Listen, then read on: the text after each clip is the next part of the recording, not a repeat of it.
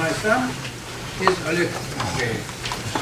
Oleg's surname is distinct from mine in the letter J between two E. It is because we are the citizens of different countries. Most of the time we live in the same city, Vilnius. It is the capital of Lithuania. Vilnius is a very lovely European city. I would like to seize the moment and to express my thanks and appreciation to Dr. Morozov and Dr. Rowlands for allowing us to present our paper.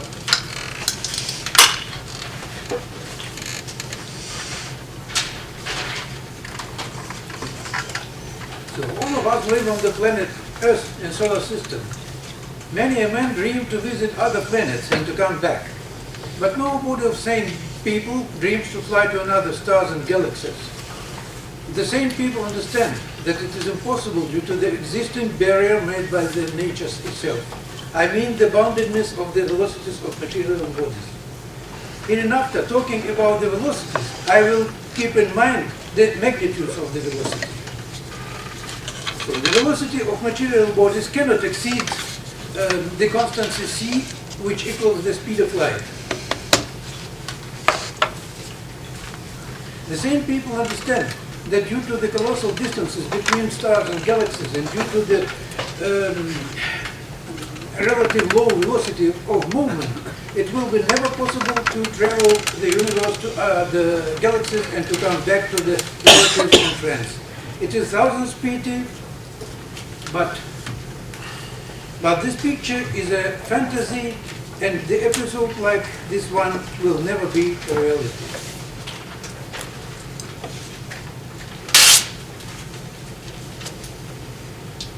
Why is the speed of light finite? And why cannot the velocity magnitudes of material bodies achieve the speed of light in a vacuum? Why are material bodies fated to move at a velocity lower than the speed of light? Many people, especially professionals, believe the statement of the question of the cause of the finiteness of the velocity of tangible objects is incorrect.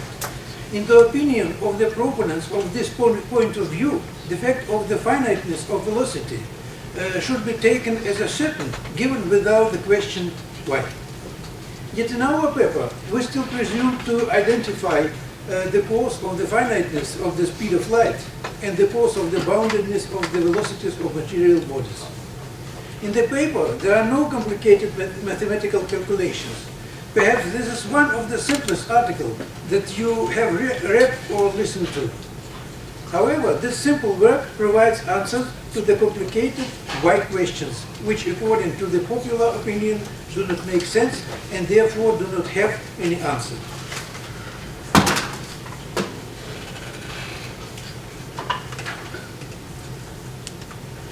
So, before to answer these questions, we have put another question. We asked ourselves, what would happen if the speed of light were infinite? And we got a paradoxical answer, which reads as follows. In the case of the infiniteness of the speed of light, provided that it were infinite not only in space, but also in material bodies, the speed of light would be finite. I would call this property of finiteness and infiniteness of speed of light duality of finiteness and infiniteness of speed of light. Light-speed duality is the concept that the photon exhibits the properties of not only finiteness but also infiniteness of speed of light.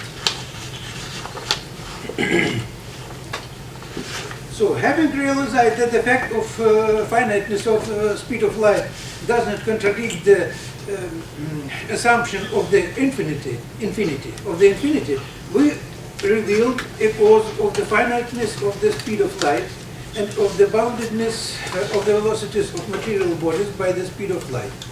It was achieved without references to the provisions of the special theory of relativity. This cause is equality of signal speed in empty space and in material bodies.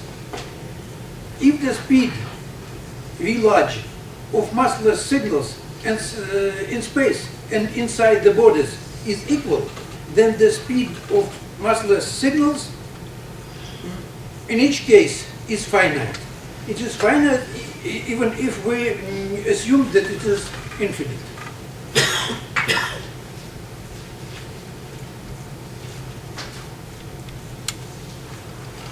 So the topic of our paper is why the velocities of material bodies cannot achieve the speed of light in a vacuum.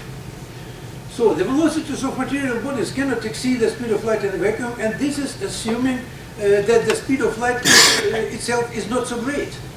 It is not great, at least for elementary particles, that we can lightly accelerate to velocities only slightly lower than the speed of light.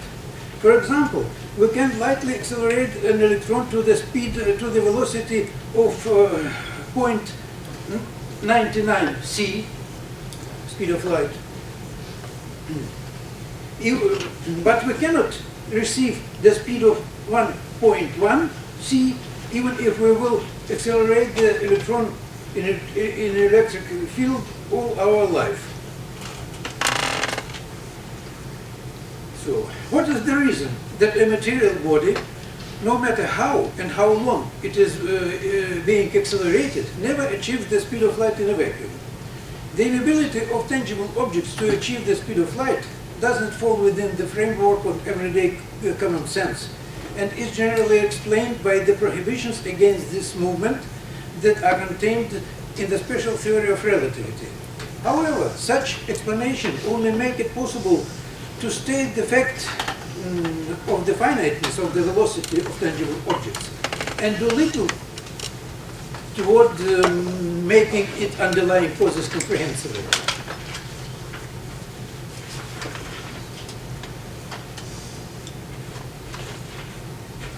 So, a very important question. Why does the speed of light, being finite, behave as if it is infinite? What do I mean when I say it behaves as if it is infinite? First of all, I mean that it is impossible for a beam to catch up. Then I mean that the speed of light in reference systems moving relative to one another is identical. Lastly, I mean that in this case, physical bodies cannot achieve the speed of light.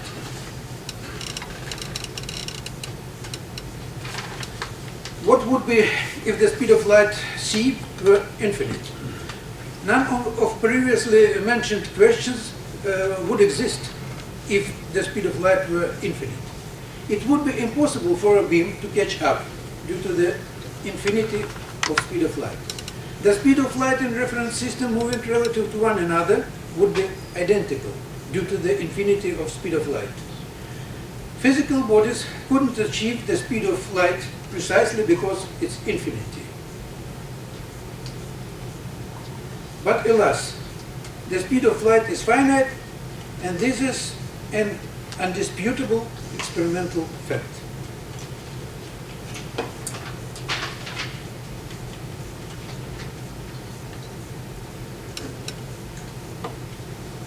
So, what is the cause of this strange situation?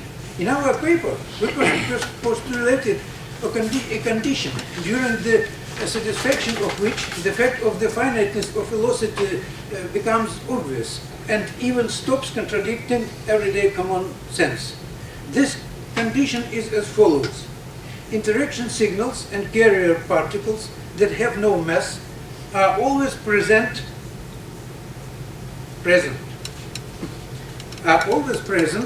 in material bodies. These interaction signals and particles being propagated at a velocity v large that is unattainable for physical bodies and particles that do have mass, continuously initiate interactions and processes in this body. Please pay attention. We don't say that in this condition that the velocity v large is equal constant c. We say only that the velocity v large is unattainable for physical bodies. We don't prohibit the equality of the velocity large to the infinity.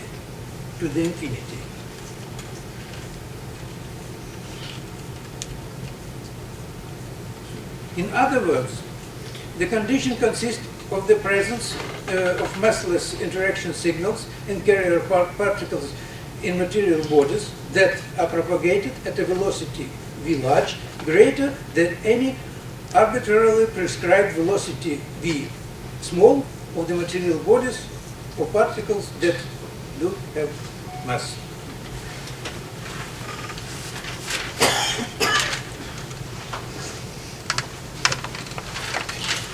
How to understand the condition?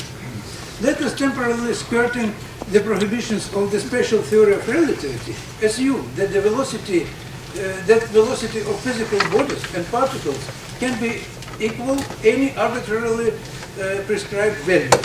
In order to satisfy the requirement of the unattainability of the velocity of massless interaction signals and carrier particles by these bodies and particles, we will presume that any arbitrarily prescribed velocity v small in all our speculations is less than the velocity large, than the velocity v large.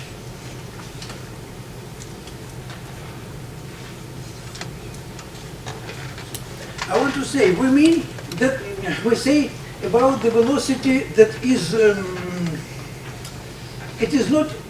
it was not infinite velocity.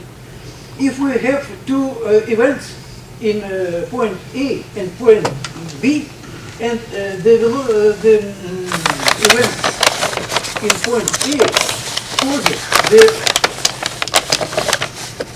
event in point B, then it is so the time between these two events is not equal 0.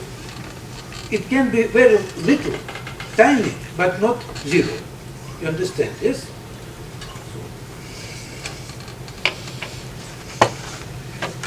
No.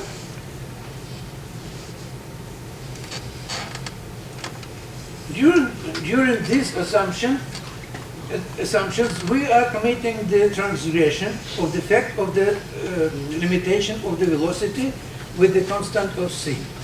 But we can justify the transgression by way of the fact that we are not solving a physical problem, but rather are attempting to logically prove the inconsistency of the assumption of the movement of tangible objects at a boundless velocity.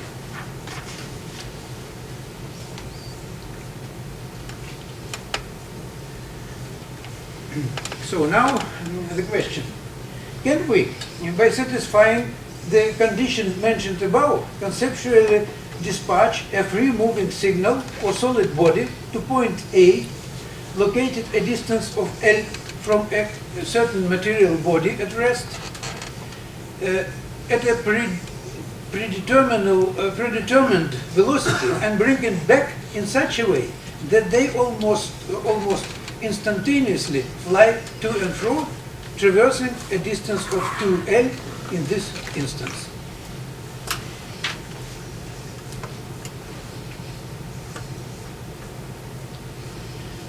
At first glance, we can. After all, we are able to assign the body any v small velocity, and according to the condition we formulated, the v large velocity of a signal is much greater. But before we rush to judgment, let us ponder the content of the concept of instantaneously. What does instantaneously mean?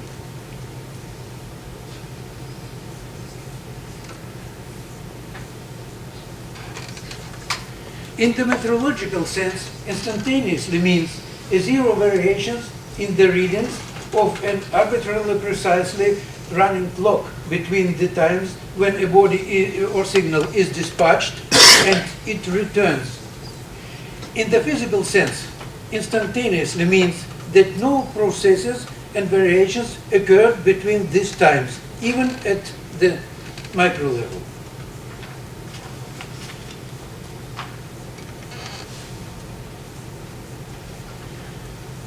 The dispatch the dispatch time and the return time must merge together in this instance.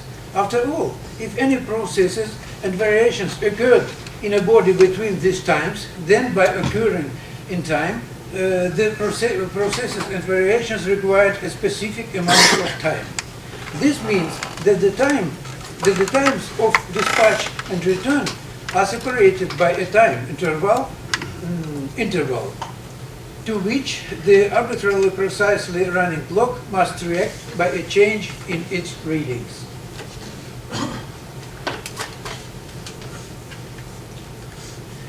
So we now wonder, is it possible for an arbitrarily fast-moving body or signal to traverse a distance of 2L while no variations occur in a body at rest? No, this is not possible if there are interaction signals and carrier particles in the body at rest that are propagated at a velocity of v large and that initiate events. Let us remember that everything changes at the macro level in material bodies without stopping for even the tiniest period of time. Interaction signals and carrier particles that exchange the elements of material bodies are responsible for many processes and events in these bodies.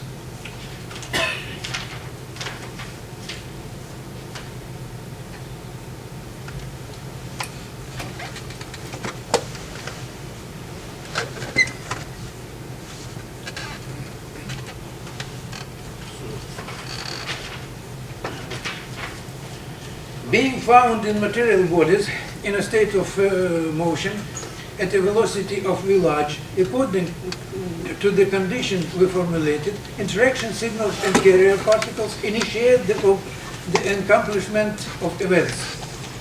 If the average distance lambda between material bodies elements interacting in a certain way is considerably less than the entire 2L path, then when a massless signal moving to point A and back cover a small part of this path, it is traversing, which equals lambda, each of the event initiating interaction signals and carrier particles of a specific time present in a body at rest produces an interaction in the mean statistical sense.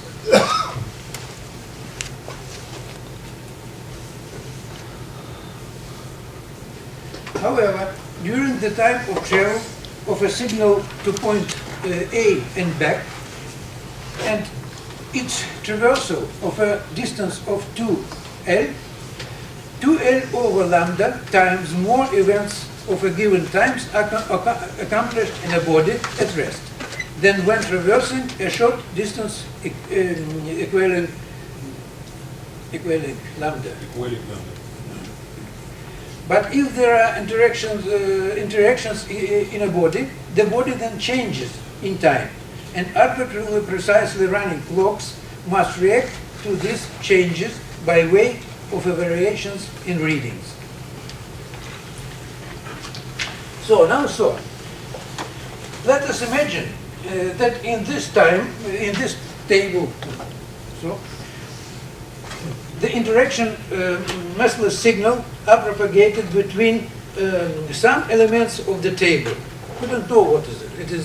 It doesn't matter. The interaction signals are propagated with a speed v large.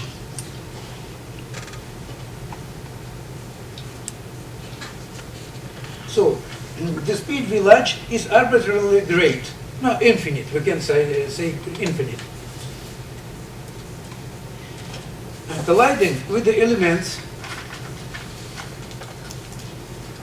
the signals produce events in the table. Yes? There are very, very many signals in the table. The average, we can say that the mass concentration of interaction signals is n sub m. It is equality of interaction signals in a unit of mass. of our table.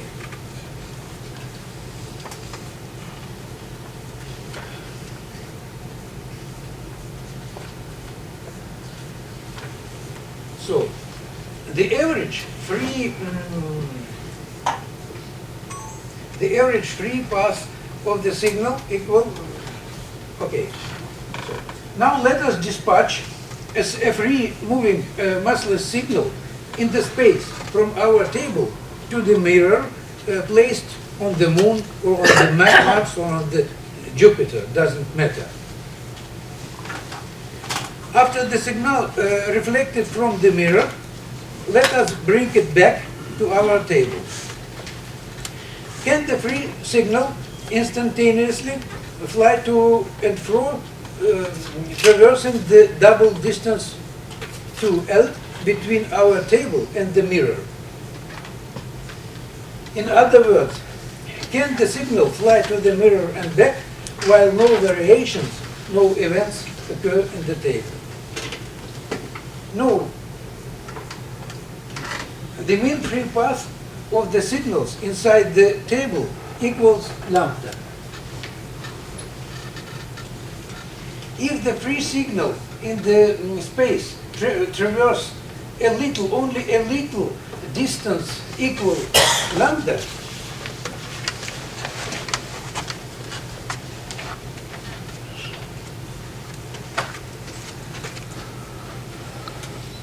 then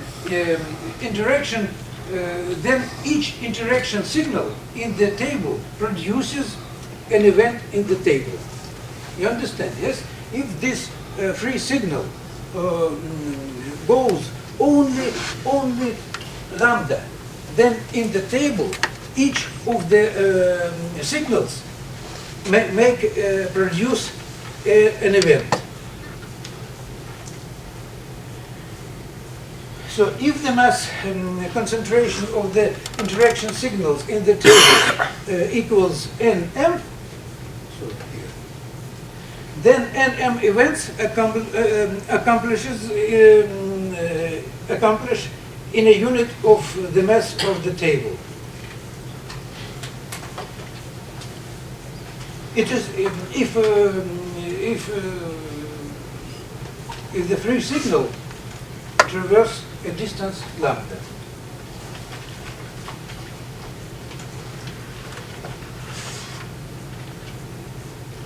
So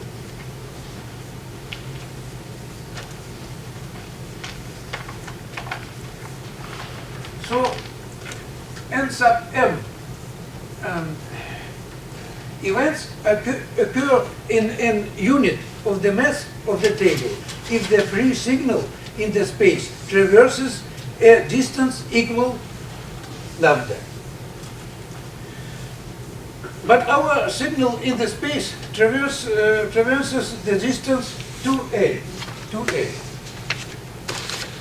It is more than lambda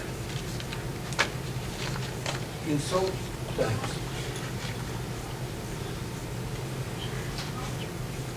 So when the free massless signal traverses the distance 2L to and fro in a unit of the mass of the table, accomplish so much events. What?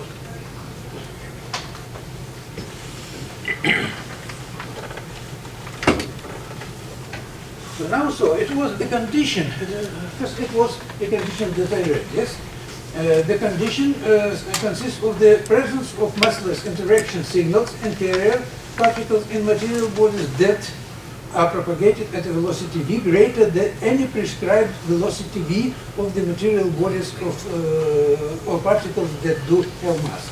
It is mathematically right, but it is physically wrong, because we cannot prescribe the velocity to any prescribed velocity to the material objects.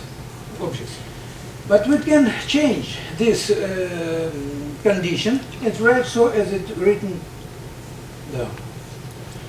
We changed the word prescribed so to the word achieved. And then this condition is absolutely correct. You cannot. So if I don't know, I don't know that the speed of light or the speed of signal is finite, then I say so. You can achieve a velocity. I don't know what it is speed, but I think it can be infinite. Yes, I don't know. But if I think about what I said, then we shall understand that it cannot be infinite, that the speed of light cannot be infinite.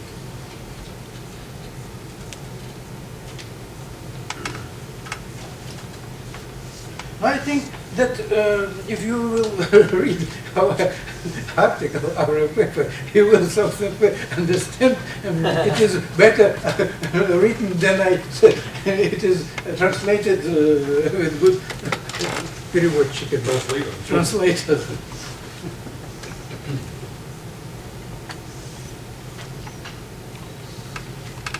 So, no, I think it is not so interesting. We simulated this.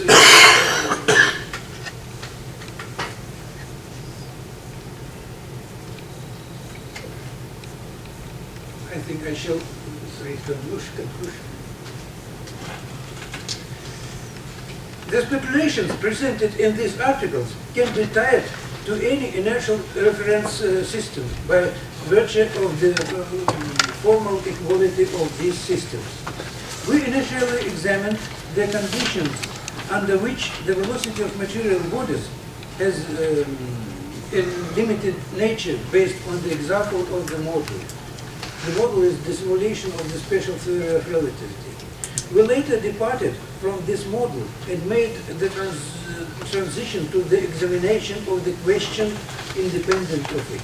However, the considerations set forth in the aforementioned works in particular impelled us towards the logical solution of the problem of the finiteness of velocity and made it possible to answer the questions arising during the resolution of this problem. The results of our work may be useful when discussing the subject of superluminal velocities, which recently again captured the attention of specialists in the wake of questionable publications concerning experimental observation of these velocities. I think that's all. I am very glad if you something understood you explained. But I think if you not understood, because I speak very bad English, you will read our article and you will understand. And then read our simulation too. Okay? If Oleg wants to say something, then he can. The faster outside, the faster inside. That's very easy. There is material body, the faster light goes outside the body, the faster it goes inside the body. And this, that creates an achievable speed of light. That means the body changes in time. That means if the speed is infinite here, and then we send a signal there and to and fro, yes, then this signal, he flies with infinite speed too. And then he makes events there, and we cannot nothing to. If it is infinite, then we shall have a lot of events in the body. Hello. As I understand your argument, it seems to me it's parallel to an argument that I heard elsewhere to the effect that if the speed of light were infinite, that the universe would freeze up and there would be no motion. That all mass would be just one solid. No, that the delay in the speed of light makes variation, makes dynamic. Otherwise, if the speed of infinite were the speed were infinite, then our world would very, very soon change. Yes, I said so. If the God looks at us, yes, then he sees all very. He doesn't wait. But everything goes very fast. But we can see that because. But it goes so fast. Yes, he sees that it becomes absurd. And therefore, the only admissible solution becomes that the velocity, the universal velocity of everything is zero in this other argument. It's not my argument, so I don't know the details, but I remember reading it. But it sounds... To understand it, yes, we must take, as I said, the time of God. If the God sees, but there is no time of God. It is only our time, and in our time we have always only the finite speed. Like in a computer quartz resonator, it creates events, it starts processor. This way, particle, let's say, events in the body, they are going with the same speed. that's in the basement of the model. That's easy. Can we applaud the speakers before questions?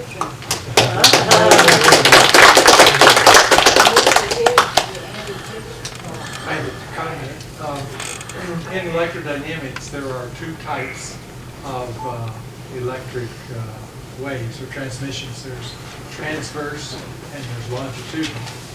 And longitudinal transmissions are made by every radar system in the world and also by every cell. Living cells give off longitudinal light. And in electrodynamics, the equations for longitudinal light do not have c in them, so it is assumed that they go faster than the velocity of light, transverse light. But we have not measured it because the instruments that can measure longitudinal light are not real suitable for measuring its speed. And so they, as far as I know, they haven't made any really accurate measurements of that. But I don't know how that affects this. If you had one component of light that goes faster than the other component, what does it do? It is only explanation why. Yes, only explanation. It is so as как он, Zenona, эти. It's like Zenon. Zeno's paradox. Yes, Zenon's paradoxes. I think it is something near to Of same sort. So, yes, we can logically show that the speed of light cannot be infinite.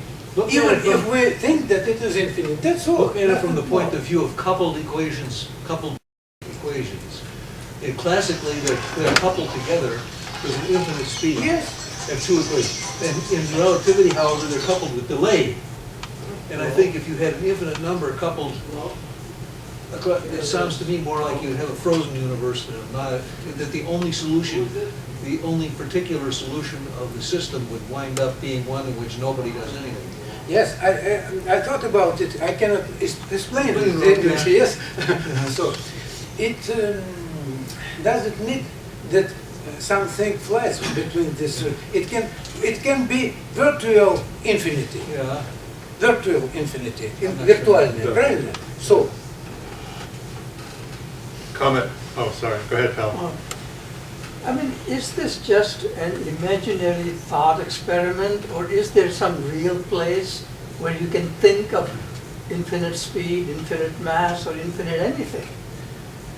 Если он говорит... Он спрашивает, это значит, это просто воображаемая модель, значит, или есть какие-то... I think it is mathematical model, or not mathematical, logical. Can be logical.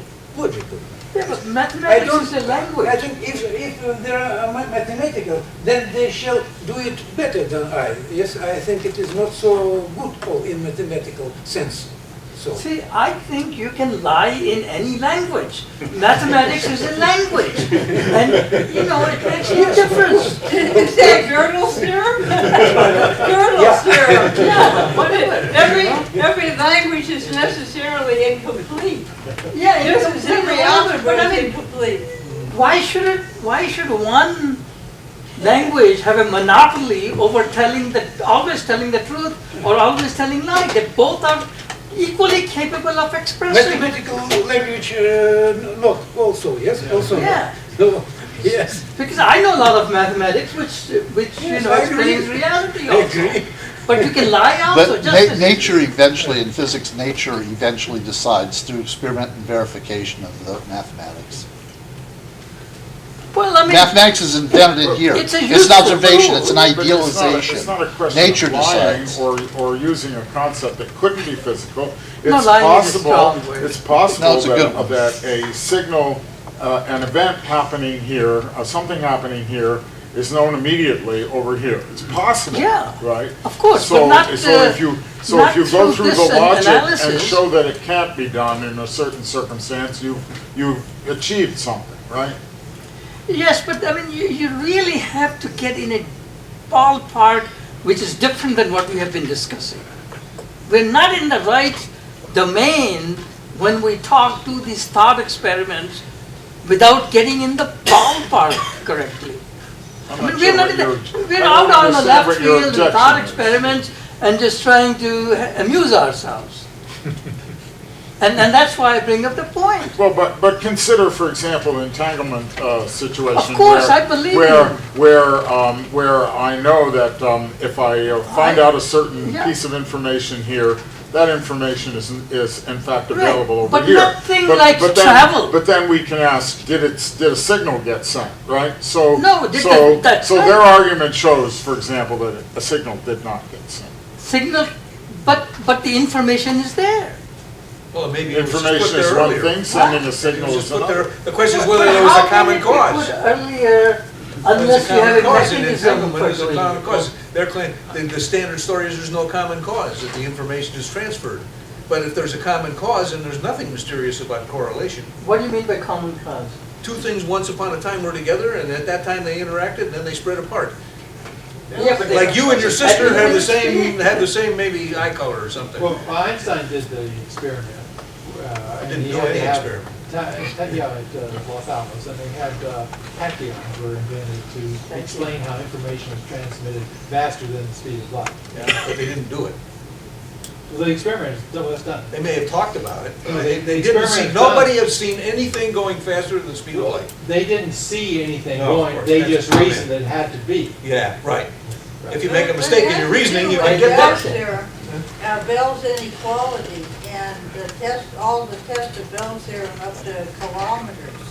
If that entanglement, and I do agree with the idea of a prior cause, that maybe there's a prior cause, but as the two particles go out, it looks like they're superluminally connected. So I mean, that's an issue to discuss, Well, if how you interpret that. those two particles were one in the same wave equation, Oh, that's a good and point. they're apart, that one in the same wave equation never changes. You know, there's some of those That's two wave true, equations. So because that's It's clear that non-locality exists, and that I think is a big revolution in physics. If it's A true. huge revolution. If it's true. As big as the Heisenberg uncertainty principle. And you're right, if you maybe think of that, but I think what we're trying to do is take and match mathematics to a conceptual framework that we can test experimentally, but it's also the interpretation of an experiment. Because there's various interpretations of that. And nobody's seen anything going faster than the speed of light. They've seen a verification of the statistic that they interpret as. That I actually think I think this is the crux of the matter and the conundrum of what that really means, a superluminal signal. Tachyons in the complex space are consistent with the standard model. However, is it something you call physically real? And it still seems to be an interpretation which is grappling with really the nature of mechanics, which is, you know, how do you conceptualize little electrons as balls or billiard balls or waves, you know? It still gets into the fundamental of how we make a mental picture of what we see experimentally and how we interpret that. I think we have to move on, and it looks like an interesting topic for discussion over the banquet.